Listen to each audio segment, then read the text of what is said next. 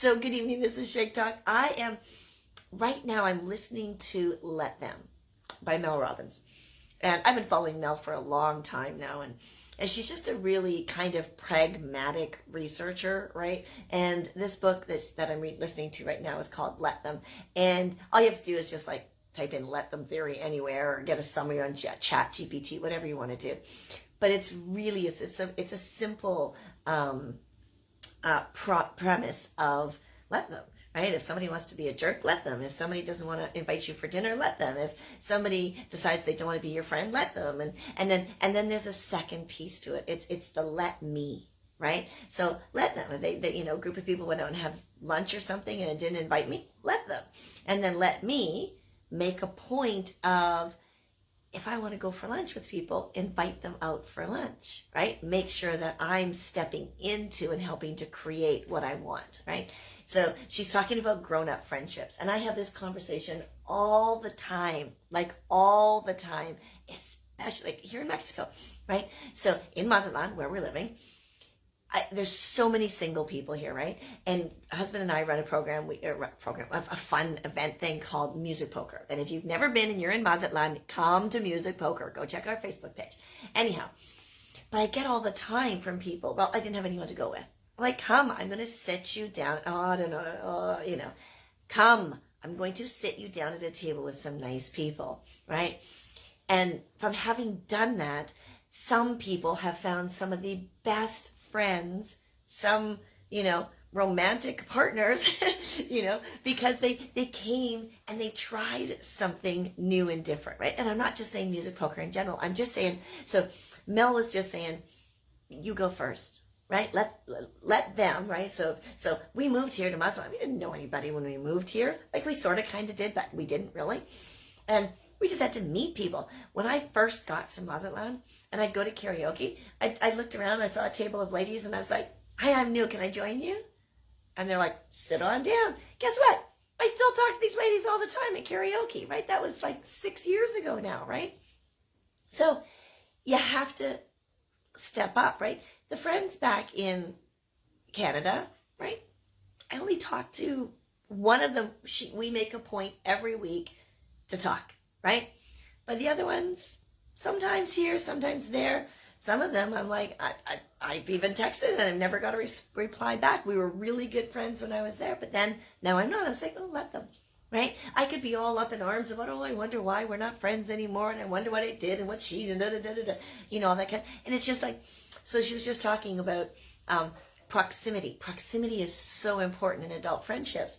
And here's what's funny. Here in Mazatlan, everything's pretty close. However, there's Centro, there's, Golden Zone, Savalo, and then there's like Cerritos, and, sometimes these people don't touch because when there's no car and stuff, they kind of stick to their little areas, right? And she's talking about proximity and how, you can tend to find friends like in your neighbors or what have you, and you have to make a point, but you have to make a point of it. And I say this to people all the time. You cannot be bored and alone and feel lonely in Mazatlan. Well, you can, but then that's just because you're sitting in your home sulking. I don't have any friends. I don't have anything to do. Nobody likes me. Nobody invites me out.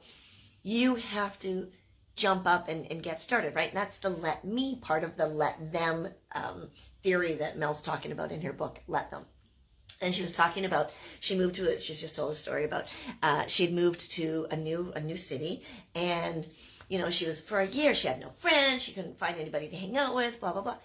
And then her daughters were visiting, like, well, what have you done, Mom? And she's like, well, nothing. Well, how are you supposed to find somebody if you're just sitting in your house and working and sulking all the time? Like, you have to get up off your assets and go and meet people. So they were out for a walk, and she said that she pointed to the house, and she's like, yeah, I met the lady here like 6 months ago. And she goes, and one of the older daughters grabbed her and, drug her to the house and made her make a new friend. And it's funny because we used to do that as, to our children when they were younger. Go talk to her. She's the new student, right? I would say to my girls all the time, so when they were in Air Cadets, and if they got a new recruit throughout the year, I said, it is your job, both of you, I guess there's two of you, said it is your job to make that person feel welcome. They look at me, I said, no, it's your job. Mommy's giving you this job. They all looked at me.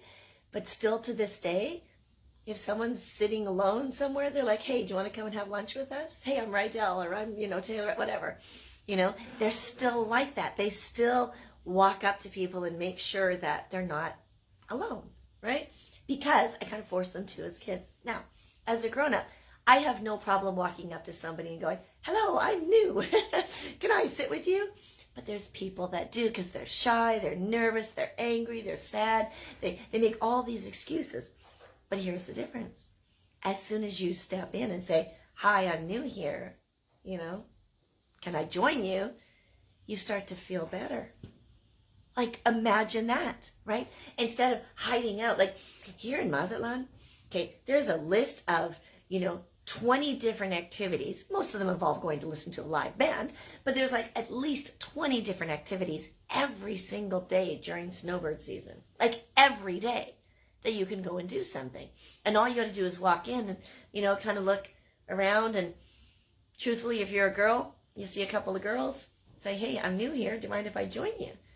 And they will guarantee. If they don't, you can come and kick me in the shins. But pretty much they're going to guarantee, yeah, grab a chair. Come on, have a seat. I'm so-and-so. I'm Barbilee. This is Diane. This is, whatever it is. Because that's what we do. Because we as humans, we like people to feel joined. Oh, menopause brain. We like included. We like people to feel included. We like to feel included. And we know what it's like to not feel included. So as soon as somebody steps up and says, hey, I'm new here, I'm like, let me show you around, right? There was a question on Facebook, and one of the ladies asked a question, and she got some varying answers. So I reached out to her, and I was like, hey, if you'd like, I can, we can have a quick conversation. I can answer a couple of your basic questions and, help you kind of get you on the right track. We spoke an hour and a half the first time and an hour and a half the second time. And the only reason why we stopped talking is because her phone died. Like, we just totally hit it off, right? That's how friendships are made as adults, is we go first. We try. So what if 2025 was the year you came alive and, we already talked. Oh, I did do it. I know I did a shake talk because we talked about coming alive in 2025 and picking something like, hopefully, Isogenics, you're going to join me. But this can be another part of it, finding out where you go. So we met some new friends across the street here the other day. Now, I met them a few weeks ago, and we chit-chat a little bit at the market because I have my things set up at the market. And we chit-chat a little bit, and they're like, oh, I live right there. Because I said, oh, what area are you in? They're like, Savalo. I'm like, I'm in Savalo. I said, I'm right across the street from the, big time. And they're like, I live 2 doors down. I was like, oh, my God, we're like neighbors. So now we're best friends, right? Because like they live across the freaking street. Because that's how it works. As grown-ups, that's how it works. But we have to put ourselves in the way of making these friends. So I'm thinking, so a couple of times, so we were a couple, maybe it was 2 years ago now? 2 years ago. Two seasons ago. And we're doing our music poker, and some guy sitting there. And I was like, oh, we're playing music. And he said, no, I'm just here for a burger. I was like, all right. And then once the game got started and everything, I said, okay, so I'm Barbilee. Who are you? And he tells me, and I said, so what's your story? And then he told me his story. And I was like, okay, I didn't expect you to tell me the whole story, but great. I said, here's what you need. You need to come and play with us. And I plopped him down with a couple people that I just absolutely adore. And I said, this is your new friend. And they're like, come on over. Now, that boy that was sitting there by himself, boy, he's a man.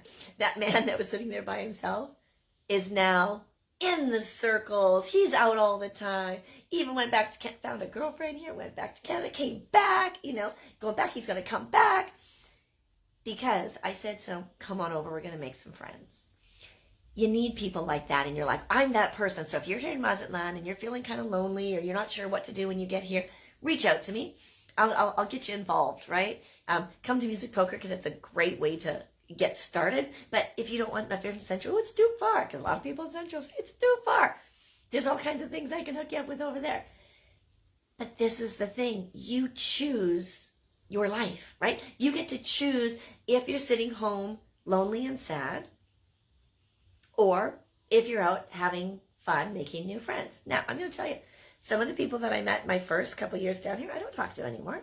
because they were just friends for that kind of season. That that expression that says friends come into your life for a reason, a season, or a lifetime. Some of them are just seasonal friends, right? And that's okay. It's okay to have seasonal friends. Not everybody has to be your bestest friend on the face of this earth. But it's okay to also go first, right? So in the whole theory of let them, right? So people, when they come here to Mazatlan or Mexico for the winter, some people back home get pretty jealous. Like back in Canada and United States, people get, oh, I get to go to Mexico for the winter. Oh. And it's not about the person that went to Mexico, it's about the person that didn't and is having all the issues, right? So that sometimes when you go back, your friends aren't the same people, right? You've experienced something new, you've grown and done whatever, and they're still doing the same thing, or they've changed too. So it's okay. It's okay to fall apart. It's okay, like to break apart, break up as your friendships, whatever. It's okay. So you find new friends. And how do you do it? How do you do it back where you live and not just in Mazatlan? Well, you go to an exercise class. You go to the same coffee shop every day and say hi to the barista, or say hi. They notice, because people are creatures of habit, right? That other person might be going to the coffee shop every day. Or you take an art class, or you do you start walking around the neighborhood. the friends that I met, so I didn't meet them in their front foyer, porchy, garagey kind of thing.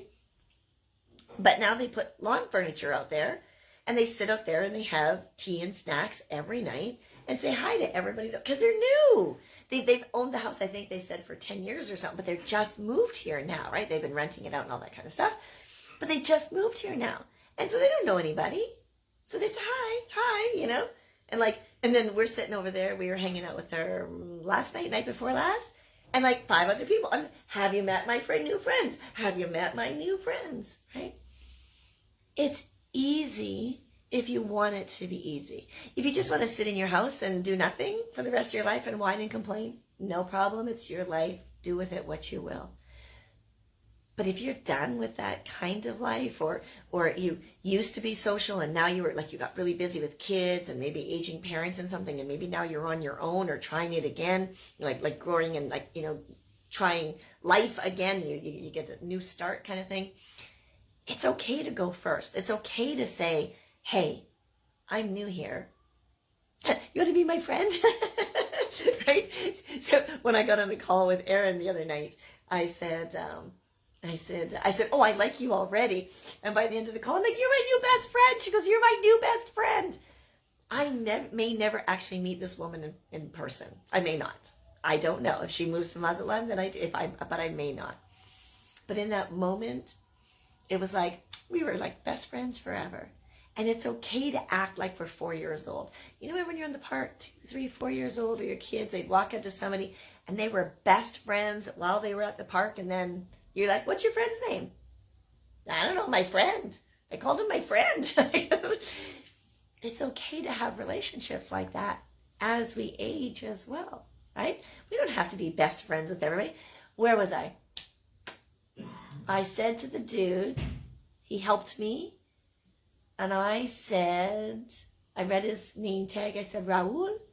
I said, tu esta mi mejor amigo hoy. I said, you're my best friend today. He burst out laughing. Just some kid, 20, maybe it was at the grocery store. Where the hell was I? I don't even know. But I said that, and he burst out laughing. You know what? If I ever go to that place again and he sees me, he's going to remember me, and we're going to be friends. Do you know what I mean? But it was just a fleeting moment. But this is the point I'm trying to get across to you is life is too freaking short to not squeeze all the juicy and deliciousness out of it. If you're sitting around and you're like wishing you had more friendships in your life, or wishing the friendships you had were deeper, then just get off your assets and go and create that. If you're the person that's always reaching out, make a decision if you're going to continue to always be that person. And maybe you're not. Maybe that friendship has run its course. Maybe you're trying to force something that shouldn't be. I don't know. Right? Here's the thing. If something serious happened to me, there are 5 people I feel that I could call in my world And literally they would drop everything to help me. They would do whatever they could to help me. I'm like 55 years old and I have 5 people, and I didn't count my children or my husband. They don't count. Like that's well, hopefully that's a given. My children would drop everything. But I have 4, I lied, 4 friends that I know. Now, would I have friendships here that said, oh yeah, Barbilee, let me know what you need? No, I have 4 friends that would absolutely, bar none, and I would do the same for them. If something happened and, I was like, I need to fly back to Canada, I'd do it in a heartbeat, right? Not even thinking about anything, okay? We need some of those friends in our life too. And if you don't have anybody like that in your life, go and freaking find somebody, all right? I wonder what my friends are going, oh, I wonder if I was one of those 4 people. If you have to wonder, you're not, just so you know. If you go, oh yeah, I'm that person, then you're that person, all right? You already know. So it's a new year. My phrase for this year is come alive in 2025. When I said that to somebody, they're like, how can you be more alive? I'm like a million different ways, right? I'm just like pulling all the extra juicy and deliciousness out of my life, helping as many people. Like I have been so focused on, my isogenics business. I haven't been this focused in a while. In all actuality, I've taken some brain break over the last few years. COVID messed up with me, and then, hormones hit and whatever. And I was like, screw it. I got to get my life back on track. So now I'm back in control. Anyway, so I'm back, really talking to people about how isogenics can literally assure their quality of life, both physically and financially. And I'm having so much fun having those conversations. I've forgotten how much fun those conversations are. So I'm pulling out this juicy and deliciousness out of life even more so than I have before. Now, Dwayne and I are doing music poker. We have 3 music pokers in a ring. Oh my God, 3 music. But we're at 3 new locations, like 2 new locations, right? One, we've never been in Cerritos. We have no idea who's out there, who's going to come. We're going to meet new friends. Like, I'm so excited about this. What I'm saying here, just live life. If someone doesn't want to be a part of your life, let them. And then discover what your let me is, right? Let them. If they don't want to be part of your life, well, it's been a few months now, right? But some girl just decided she didn't want to be my friend anymore. I kind of thought we were like really good friends. Like her kid was calling me Lala, my grandma name, right? But we're not anymore. Okay, let her, right? She doesn't want to be in my world. Let her. It's okay, right? Kind of hurts a little bit, but let her. It's all right. So then let me make sure that when I'm feeling the closeness to somebody, that I was going to say, don't get too close. No, I'm going to get close again. I'm just going to do me and be me and let me. And if I fall in love with these little itty bitty people again and parents and what have you, I can do that. And then if they decide that they don't want to be part of my world, let them. And that's the let me. As in to let me, let them. Right? Life is too short. It really is. My friend Rob passed 2 days ago. And, we haven't been in contact for, oh my gosh, 9 years, 8 years now. But he played a role in my life a number of years ago. And I'm like, oh, Rob died. It's kind of sad. But this is what happens as we age. People start to die. Well, one day, I know when I die, you're all going to be so sad. You're like, oh, Barbilee. You're all going to have this moment. I know. It's going to be fine. Know that, I didn't really die, right? Just that's a conversation for another time. Anyway. But we never know what's going to happen, right? I was reading another friend of mine, her brother, I didn't know her brother. She said 8 days ago was diagnosed with some sort of cancer and done, gone. Just like that. They didn't even have time to think about it and prepare. So don't waste it. Don't waste life. Life is way too precious. If you're just sitting around wondering what to do and being sad and lonely, get up off your assets and go and do something. Go and meet somebody. Go and join something here. Like here in Muslim. Walk into karaoke. Walk into music poker. Come to me. If you're in music poker, come to me and say, I knew it. I'm kind of shy. I'm like, come on over. and then I get a little feel for you as to who I'm going to sit you beside, right? It's like when people come, I'm like, oh, you look like this kind of group. I'll put you on this kind of group, right?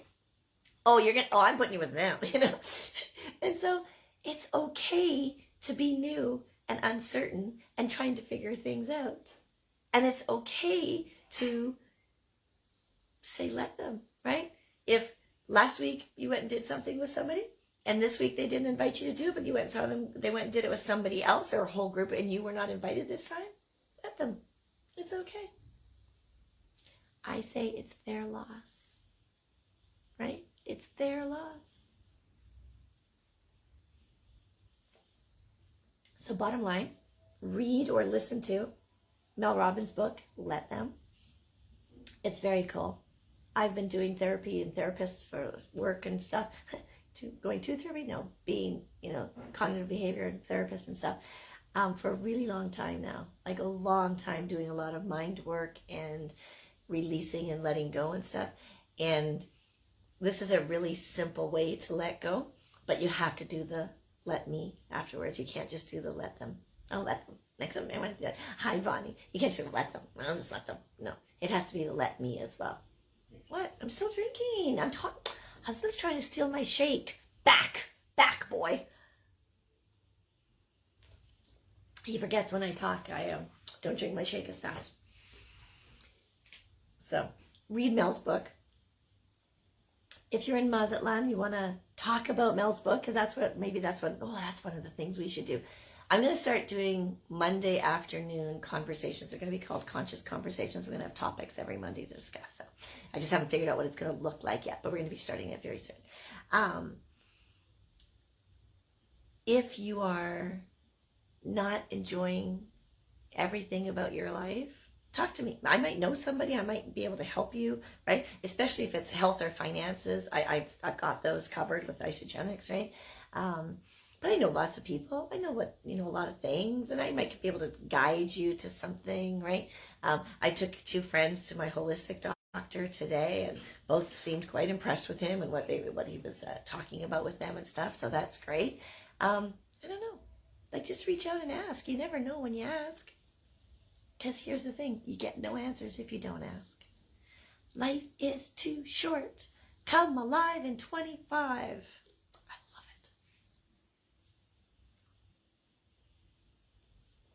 Cheers. Have a great day.